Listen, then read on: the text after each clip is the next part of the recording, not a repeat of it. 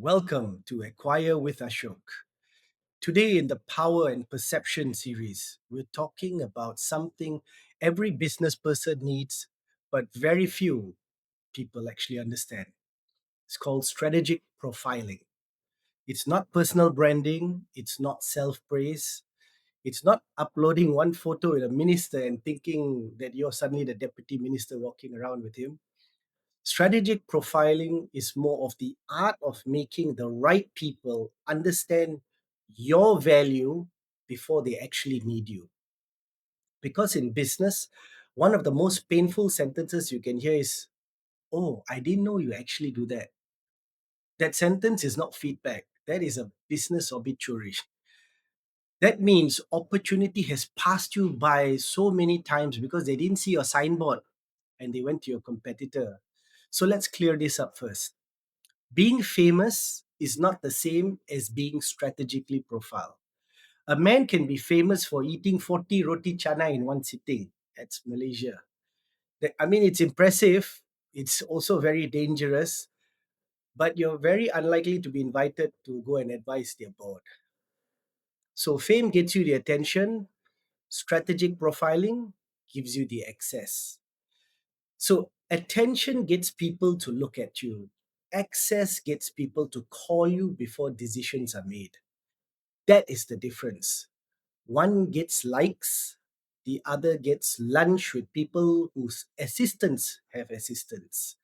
And in Malaysia, this is where you will know whether you're going up or not. When the person you want to meet has someone whose job is to say, Dato is very busy today. So that's not a sentence, that is a security system profiling who's allowed to get to meet him.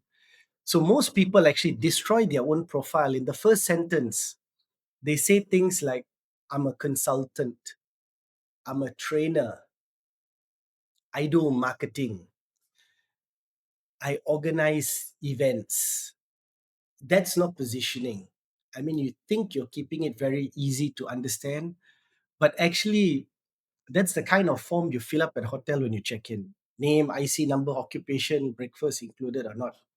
It's a title that when people want to put you in a box, that is how they put you in a box. A strategic profile is when you tell people this box is too small.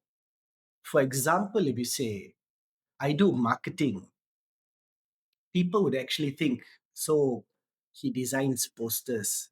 Oh, he can do my Facebook posts and maybe he can boost it. Or can you make my logo bigger?" And of course, the logo will never be big enough. Some clients want the logo so big, even the message has to apply for space beside it. But if you say, "I help organizations become more attractive to the people that they need to influence, like their customers, their funders, their partners, the government, and their talent." Now, suddenly you're not a poster person, you're a strategy person. It's the same human being, different framing. So it's a different kind of respect as well. It's a different kind of invoice, more importantly. And that, my friends, is the difference between being asked, "Can you send me a quotation?" or, "Dato, what do you think we should do?" So, coming back, one makes you a vendor, the other makes you dangerous in a good way. So, let's think about this. Today, everyone is visible. So many podcasts, everyone's talking, everyone's posting, everyone's sharing their wisdom, which is good. People are expressing what they can. But even people who cannot reply emails on time are posting about productivity. So, it's beautiful to do. It's beautiful to talk about the 5 habits of successful leaders. But, brother, the habit number one is reply that WhatsApp from last Tuesday. Visibility means people see you. Positioning means they understand you and what you're doing. And that is where many people fail. They are visible, but they are confusing. They are active, but they are unclear. So they are loud, but they are not useful. It's like opening a restaurant with bright lights, loud music, beautiful menu, And then when people ask what you serve, you say, actually, we are still discussing. So that's not really a restaurant. That's like a government task force. So the first question is not how do I become famous? The first question is who must know me? Who must really know me? Who's my target audience? And that's not everyone. Everyone is not a strategy. Targeting is a strategy. Everybody, if you're targeting everybody, it means you have no strategy. So who exactly must understand your value? Is it CEOs?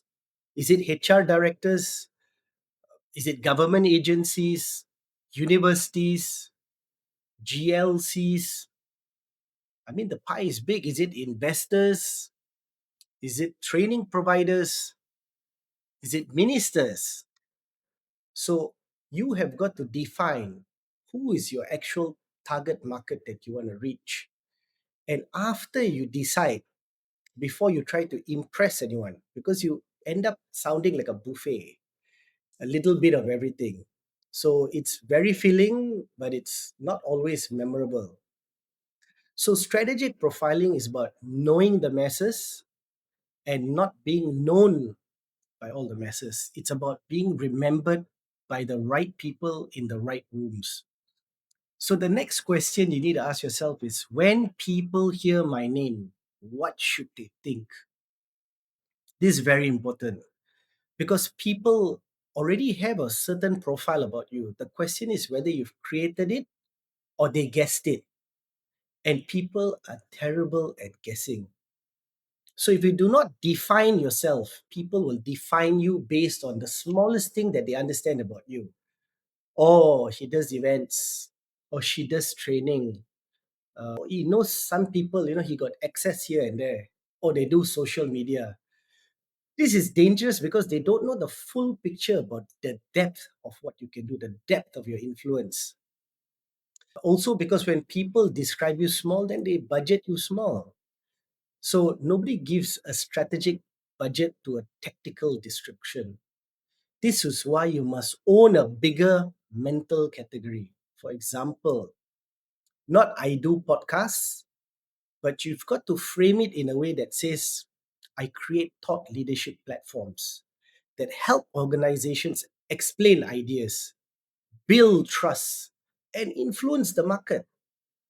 Not I do training, but maybe refine it further. I help organizations upgrade human capability so that their people can perform in this changing economy. It's more memorable. And not maybe I do marketing, but I help institutions shape perception, create demand, and build commercial trust. So you see the difference. Although what you say in simplicity may sound better, one sounds descriptive enough to provide value, and that value is where the money hides. So it does not come from people who are vague, and you have to be able to describe it in a way where people understand clearly enough to know where to position you. So, and today, every second person is claiming to be a strategic advisor, but advisor to whom? Their cousin's WhatsApp group? I mean, your profile must have proof. So proof could be maybe your years in business, your clientele, your prestigious clientele, maybe some of your complex case studies, or your advisory experience.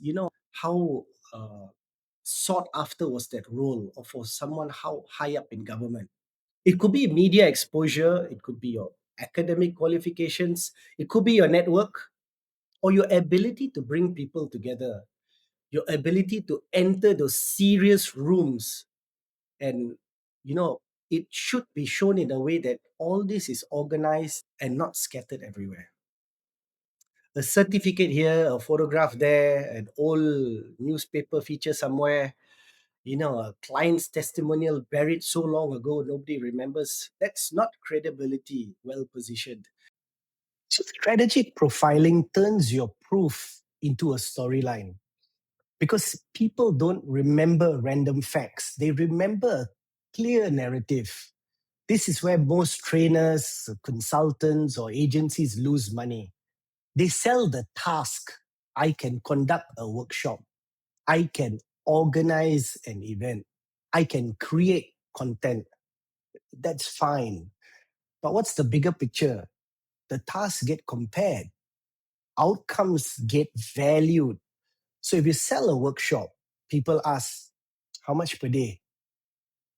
If you sell transformation, people ask, okay, so how soon can we start and what can we expect to see from this transformation? So if you sell social media posting, people compare you with the intern. But if you sell reputation, influence, and lead generation, suddenly the intern is busy just making coffee. It's the same kind of work, but it's a different attitude. So you must move from this is what I do to this is what I strategically solve for you. Because the higher the problem, the higher the price that you get.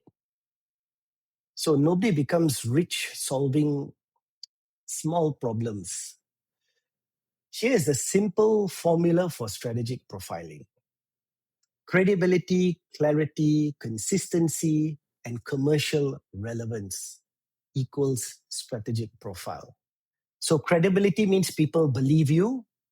Clarity means they understand you.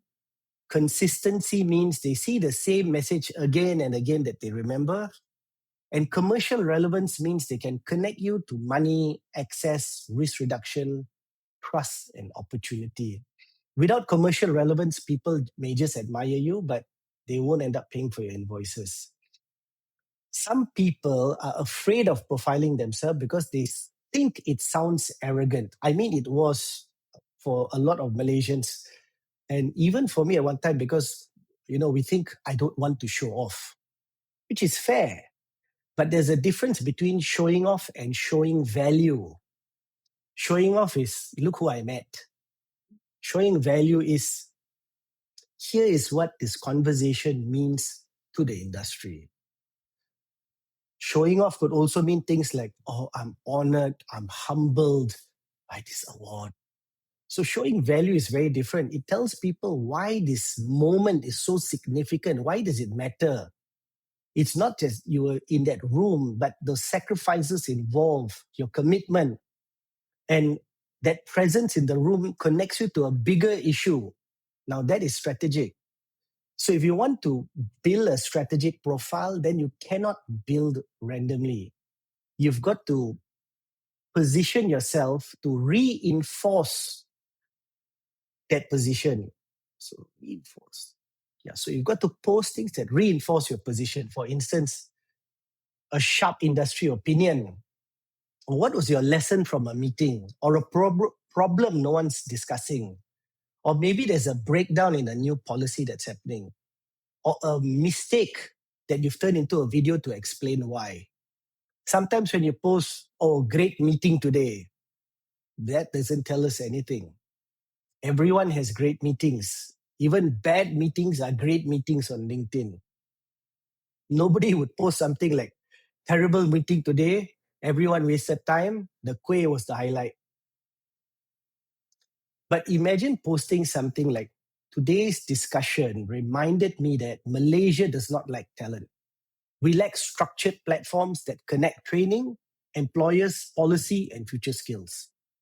So now you're positioning yourself, you're positioning a statement that tells people how you think. And people do not pay more because you attended the meeting. They pay more because they like how you interpret the meeting. In Malaysia, strategic profiling is even more important because business is relationship driven. People want to know, can you be trusted? Would this be a secret kept between us? And who, I know you say you know this person, but does that person know you? Can you sit with senior people in the industry? Do you know how to handle protocol? Can you talk to senior government people? And can you deal with, serious corporate leaders? What about sensitive conversations? Are you able to handle that delicately? Because in Malaysia, embarrassment is a national emergency. You can delay something and people may forgive you. You can exceed a budget and people may try to negotiate you down. But you embarrass someone in front of a Tan Sri, a Dato Sri minister, mayor, chairman, mother-in-law, you're finished, you're gone, you're cancelled. They don't want to deal with you. They'll remove you from all the WhatsApp groups and you're out. So what's worse after that is the conversations are happening around you and no one's telling you. All the important meetings are going on and you're not invited. So strategy is something that you have to focus seriously. If you're a trainer, stop saying I conduct training. Say you change people so they can create a different outcome. So whether you help managers lead or whether you help sales teams to close or staff to adopt AI, or maybe you're just helping people be more time efficient to cut down their 45-minute meetings and not end up saying, let's have another meeting, you know? So if you're a consultant, you should stop selling advice because advice is everywhere. ChatGPT gives you advice for free as well. Uncles in the coffee shop are all giving advice on politics and, all kinds of analysis. So you need to sell clarity, sell your confidence, and you got to have speed. Things need to get done fast, or how you reduce risk, or how you help them make better decisions. That's what leaders pay for. For instance, if I wanted to profile myself, I would not limit it to I'm a marketing consultant because it's already too small for me. I would build a profile around something larger, like strategic influence, where I help leaders and organizations shape perception because I have that background and track record. Or around human capital development, creating conversations around training, upskilling, AI, or workforce readiness. Or maybe I could talk to you about institutional access. How do you bridge business with government and industry? Now the profile is bigger. You're not just about doing work, you're creating platforms, you're connecting stakeholders, you're shaping conversations that you want to have, you're building the narrative, and you're building the influence. That moves you from vendor to advisor, from a supplier to a strategic partner. So if you want to move away from just sending me your rate card to doing something bigger, then this is where the real business starts. And it starts with you, your positioning for yourself. And the biggest danger is not that people dislike you. The danger is they misunderstand you or they understand what you're doing. And, if they know 20% of your value and that's what they look at in your pricing, then, it doesn't add up to why you are charging your fee. So it's important not to lose the opportunity to position yourself better. That is the painful truth. The best person doesn't always win. The best understood person often wins. So it's about the relevance, the perceived relevance. So here's the message. Strategic profiling is not about ego. It is not about vanity. It is not pretending to be important. It's making sure your real value is understood by the right people before the opportunity arrives. Because by the time the tender is out, the thinking may be already shaped. And by the time the meeting is called, the shortlist may already exist. By the time people say, let's explore options, they may already know who they trust. So strategic profiling puts you in their mind before you enter the room. That is power. It's not loud power. It's not arrogant power. It's quiet power, the kind that's respectable. So it's useful to you. And it's also for you to ask yourself, when people hear your name, what do they think? Supplier, expert, advisor, consultant, contractor, connector, strategist, problem solver? What is it actually that they remember about you? Or worse still, if they say, who's that guy again? That's the most painful one. So if you're not strategically profiling yourself, you are strategically going to disappear. This has been Acquire with Ashok, where we don't just talk about business, but we talk about how do we be understood, respected, and positioned before opportunity arrives. Because in business, the best opportunities do not always go to the best person, but they go to the person who is the clearest in the minds of the right people. See you in the next episode. Thank you.